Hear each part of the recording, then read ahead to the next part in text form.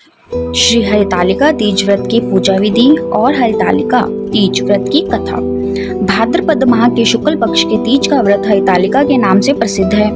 यह जैसे तारागणों में चंद्रमा, नवग्रह में सूर्य, वर्णों में ब्राह्मण, देवताओं में गंगा, पुराणों में महाभारत, वेदों में साम, इंद्रियों में मन, ऐसा ही यह व्रत श्रेष्ठ है। जो तीज हस्त नक्षत्र युक्त पड़े वह और भी महान पुण्यदायक होती है। यह व्रत सौभाग्यशाली नारी व पति चाहने वाली कन्याओं को करना चाहिए। यह व्रत भाद्रपद के शुक्ल पक्ष की द्वितीया की शाम को आरंभ कर तीज का व्रत धारण करें। यह व्रत निराहार, बिना फल आहार और निर्जला होकर रखना चाहिए। भगवान शिव पार्वती की प्रतिमा सुवर्ण की स्थापित करके केले, पुष्प आदि के खंभे स्थापित कर रेशमी वस्त्र के चंदोवा तानकर बंधन द्वार लगाकर भगवान शिव का बालू का शिवलिंग स्थापित करके पूजन, वैदिक मंत्र, स्तुति गान, वाद्य, शंख, मृदंग, झांझ आदि से रात्रि जागरण करना चाहिए। और भगवान शिव के पूजन के बाद फल, फूल, पकवान, लड्डू, मेवा, मिष्ठान, तरह तरह के भोग की सामग्री समर्पण करें। फिर ब्राह्मणों को द्रव्य, अन्न, वस्त्र, पात्र आदि का दान श्रद्धा युक्त देना चाहिए। भगवान शिव को प्रत्येक वस्तु सिद्धि पंचाक्षरी मंत्र से ओम नमः शिवाय कहकर समर्पित करनी चाहिए। हरितालिका तीज व्रत की कथा। श्री परम पावन भूमि कैलाश पर्वत पर विशाल वट वृक्ष के नीचे भगवान शिव पार्वती सभी गणों सहित बागंबर पर विराजमान थे। बलवान वीरभद्र, भृंगी, श्रृंगी, नंदी आदि अपने अपने पैरों पर सदा शिव के दरबार की शोभा बढ़ा रहे थे। गंधर्व गण, किन्नर, ऋषि, हरि भगवान की अनुष्टुप छंदों से स्तुति, गान, स्वर, आलोपों से वाद्यों में संलग्न थे।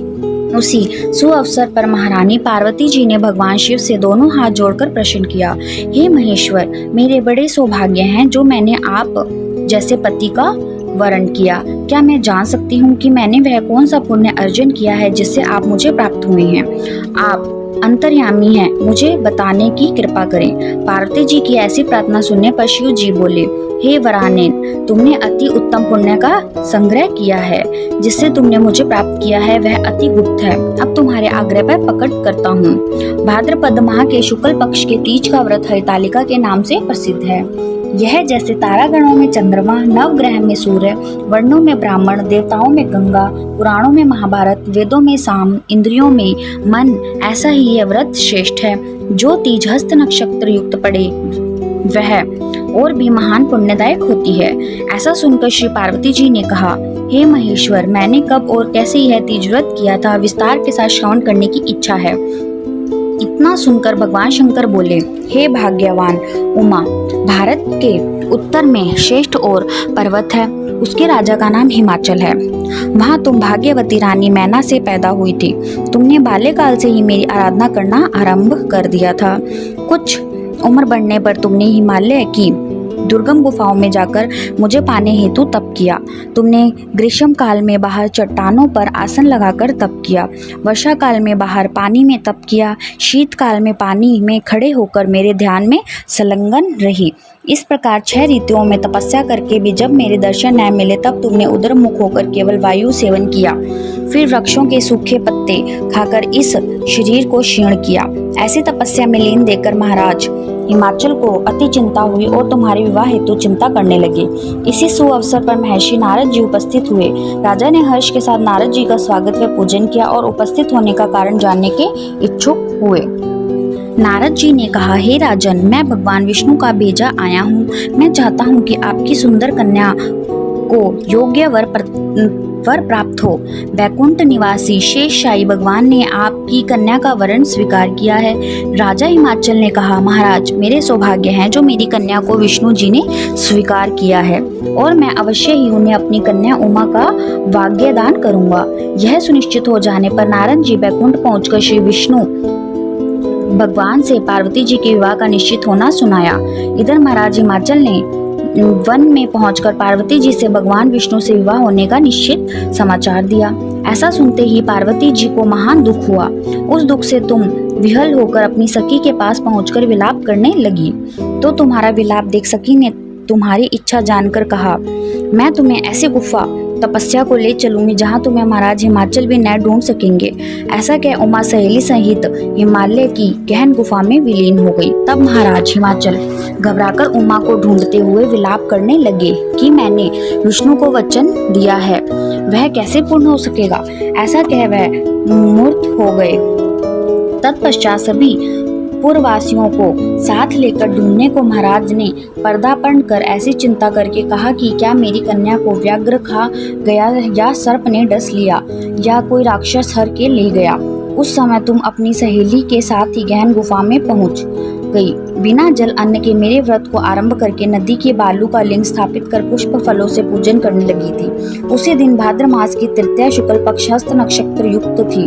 तुम्हारी पूजा के फल स्वरूप मैं मेरा सिंहासन हिल उठा तो मैंने जाकर तुम्हें दर्शन दिया और तुमसे कहा, हे देवी, मैं तुम्हारे व्रत और पूजन से अति प्रसन्न हूँ। तुम अपनी कामना का मुझसे वर्णन करो। इतना सुन तुमने लज्जित भाव से प्रार्थना की। आप अंतर्यामी हैं, मेरे मन के भाव आपसे छुपे नहीं हैं। मैं आपको पति रूप से चाहती हूँ। इतना सुनकर मैं तुम्हें एवं स्तु इच्छुत पूर्ण वरदान देकर अंतर्ध्यान हो गया। इसके बाद तुम्हारे पिता हिमाचल मंत्रियों सहित ढूंढते ढूंढते नदी तट पर मारे शौक के मूर्छित होकर गिर पड़े।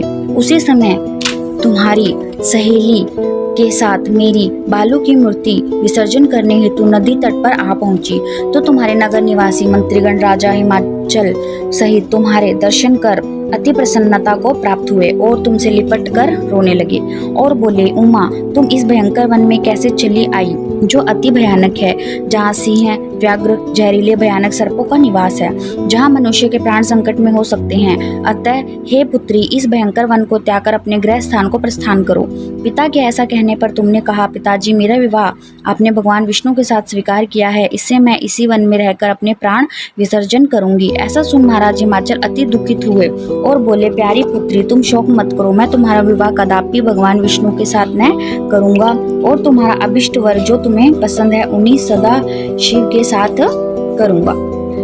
तब तुम अति प्रसन्न हो सहेली के साथ नगर में उपस्थित होकर अपनी माता और अन्य सहेलियों से मिली। कुछ समय बाद शुभ मुहूर्त में तुम्हारा विवाह वेद विधि के साथ महाराज हिमाचल व महारानी मैना ने मेरे साथ कर पुण्य का अर्जन किया। हे सौभाग्यशालिनी, जिस सहेली ने तुमको हरण कर हिमालय की गुफा में रख मेरी प्राप्ति का व्रत किया, इसी से इस व्रत का नाम हरितालिका पड़ा और यह व्रत सब व्रतों में उत्तम है। इस प्रकार यह सुनकर माता पार्वती जी ने कहा, हे प्रभु, आपने मेरे मिलने की सुखद कथा सुनाकर मुझे प्रसन्न तो किया, पर इस व्रत के करने का विधान व इसका फल नहीं सुनाया। कृपया करके मुझे इसके करने की विधि व पृथक पृथक फल भी सुनाइए। इतना सुनकर भगवान सदाशिव ने कहा, प्रिय, मैं इस व्रत राज का फल सुना रहा हूँ। यह व्रत सौभाग्यशाली नारी व पति चाहने वाली कन्याओं को करना चाहिए। यह व्रत भाद्रपद के शुक्ल पक्ष की द्वितीया की शाम को आरंभ कर तीज का व्रत धारण करें। यह व्रत निराहार, बिना फल आहार और निर्जला होकर रखना चाहिए। भगवान शिव पार्वती की प्रतिमा सुवर्ण की स्थापित करके केले, पुष्प आदि के खंभे स्थापित कर रेशमी वस्त्रों के चंदोवा तानकर बंधन द्वार लगाकर भगवान शिव का बालू का लिंग स्थापित करके पूजन, वैदिक मंत्र, स्तुति, गान, शंख, मृदंग, झांझ आदि से रात्रि जागरण करना चाहिए। और भगवान शिव के पूजन के बाद फल, फूल, पकवान, लड्डू, मेवा, मिष्ठान, तरह तरह के भोग की सामग्री समर्पण करें। फिर ब्राह्मणों को द्रव्य, अन्न, वस्त्र, पात्र आदि का दान श्रद्धा युक्त देना चाहिए। भगवान शिव को प्रत्येक वस्तु सिद्धि पंचाक्षरी मंत्र से ओम नमः शिवाय कहकर समर्पित करनी चाहिए। प्रार्थना के समय अपनी इच्छा को भगवान के सामने प्रेषित करें। फिर पार्वती जी से यहाँ प्रार्थना करें कि वो आपके पति की लंबी उम्र करे। धन्यवाद।